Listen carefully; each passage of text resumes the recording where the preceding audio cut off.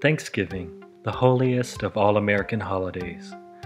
A day to reflect on what you are truly grateful for, but more importantly, participate in the opulent orgy of obligatory food devouring.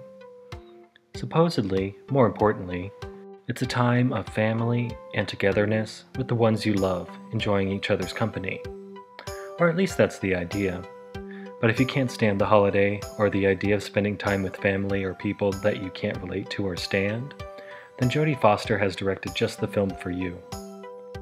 And if you can't see things from that point of view and love Thanksgiving and family togetherness, you can live vicariously through Holly Hunter as Claudia in Foster's 1995 film Home for the Holidays. The film is an examination of one woman's specific low point in adulthood, coincidentally falling on the November holiday, contrasting with the expectation of what a idealistic get-together on Thanksgiving is supposed to be. It doesn't give her a minute's worth of comfort for most of the duration of the film. Hunter's winces, stutters, and grimaces brilliantly convey to the audience Claudia's discomfort and pain as she navigates through hell for most of the duration of the film. She is fired from her job. You're fired, Claudia. I have to. No. Gets sick.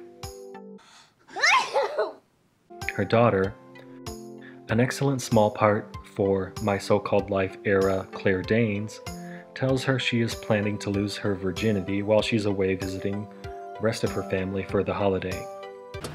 Happy Thanksgiving, Mom. She loses her nice jacket at the airport, which is later replaced by a hideous spare her mom lends her. She gets stuck next to the most obnoxious woman possible on the plane. She meets her relentlessly overbearing mother and disconcertingly absent-minded father at the airport. Both of them never give her a moment's privacy. I can see your roots, Claudia. Then her ceaselessly annoying and energetic gay brother, brilliantly played by Robert Downey Jr., and his strange but handsome friend show up early Thanksgiving morning, and it's an endless whirlwind of character interaction or distraction after that, and that's just within the first half hour. Anytime the film gives Claudia a moment of pleasure or promise of relief, it swiftly takes it away and pulls her and the audience back into the difficult reality of her situation. Like in the opening credits, where Claudia is loving her job as an art restorationist, then suddenly her hazy bubble of joy is suddenly burst apart by a sharp sneeze, signaling her cold, and a moment later she is fired from her job, thusly setting the tone for the rest of the film right from the beginning. It's summed up in smaller moments also, like when she pets the family cat and it hacks out a hairball 2 seconds later, or when she gets to make out with the handsome potential love interest. Their privacy is ruined when Robert Downey comes out of hiding.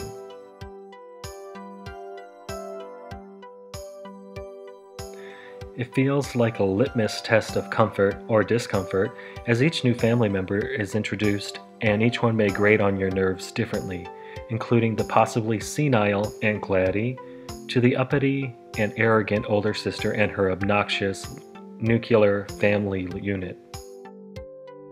Then we reach the centerpiece of the film, the Thanksgiving dinner, and it's a brilliantly directed cacophony of overlapping dialogue, each actor's different but brilliant style shining through and contrasting with one another. Hunter's subtle, quiet approach against Downey's high energy and loudness, just as one example. And of course, embarrassing moments that never seem to let up, climaxing with the sacred turkey getting jettisoned over the morally self-righteous older sister, who then spews venom at her very different siblings. Up to this point, the film has a comfort-testing, emotionally raw quality of a John Cassavetes film, realistic in scenario but heightened, but with a bit more polish, testing the audience's sympathy for the lead and supporting characters after having sit through their very ugly and unpleasant but human interrelations and situations that they go through. But amid the noise and the turmoil of the feast, Director Foster inserts an uncommon quiet moment of truth and sweetness, virtually absent from the film up until that point, and that is Aunt Gladys' monologue about the happiest moment of her life. and it appears to be the key to the film. Nonetheless awkward because it's about how she kissed her sister's husband nearly 40 years ago, but it's such a clear, rich moment, I'm willing to let it go. To me, it's Geraldine Chaplin's best performance, who is memorable in everything she's in, but this film showcases her acting talent and strength better than anything she's been in, even if the film humiliates her the rest of the time. Fruit Loops! After the emotionally explosive dinner, the rest of the film is about Claudia healing and putting the messy pieces of the puzzle and her life and family together. Sometimes it works, sometimes it doesn't. With her sister, all the cards are put on the table, and her sister's dislike of Claudia is then out in the open. Claudia leaves, and as her sister is on her stair-stepper, she begins to cry, showing us the heavy price that character pays for perfection and her conservative outlook. With her brother, it turns out he's not just there to shake everyone up, but is really there to help support her in this rough time. With her daughter, it turns out she decided not to have sex on Thanksgiving anyway. With the handsome love interest, it's uncertain whether or not their new relationship will last or even blossom at all, but they get to enjoy living in the presence of each other for at least a little while. With her parents, it turns out that in spite of their overbearing nature, no matter what, they both love and are proud of her simply for who she is. Anne Bancroft plays Claudia's mother, and it's one of her most indelible performances from one of the most talented actresses of the 20th century. Her mother is constantly bringing up the past and everyone's failings, as well as constantly smoking and being critical, giving us more insight to each character more than anyone else. And she sums up the occasion and the film better than anyone else in one line. That's what today's supposed to be all about, right?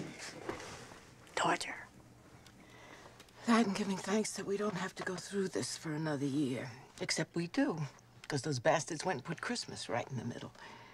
Just to punish us. Charles During plays Claudia's seemingly inattentive father, who actually tells her the most insightful thing about herself late in the film, when the two of them are reminiscing together about the past, that her true character is fearless deep down, giving Claudia some resolution to the headache of visiting her family during the holiday. I really like seeing the two of them play a couple together, and incidentally, Bancroft and During memorably worked together before in To Be or Not to Be.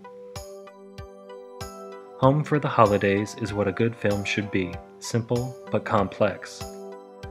Outwardly, it's just a comedy about a young woman who returns home to spend Thanksgiving with her dysfunctional family, but the film raises profound questions and examines what makes people behave the way they do, especially with family and around the holiday season.